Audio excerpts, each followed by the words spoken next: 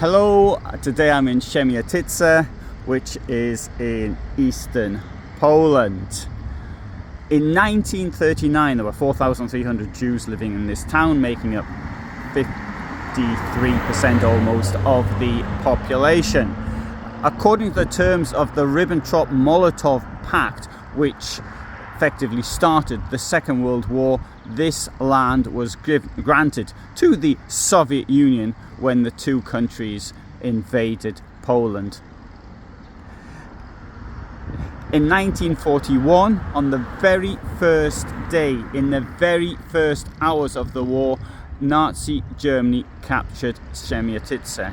The area I'm standing in right now was made into a ghetto area with a terrible concentration of people, depending on the source, between 90 square centimeters and 110 square centimeters per person were granted. So in a house of this size you would find approximately 90 to 100 people living in there. So you can imagine how awful that must have been.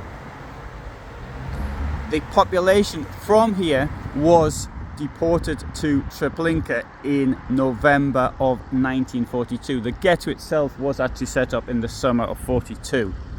Now, this house here though has something very unusual, and it's that you can see that here there is the remains of where a mezzuzah, which is a metal box containing parts of parchment with Torah, Bible verses written in it. That is really unusual, and I look for these things all the time when I'm doing this sort of research, and this is the best example I have ever found by myself. With other people, with local knowledge, yes, I've seen others, but that is the best example I've ever found walking around by myself. Absolutely outstanding to see it.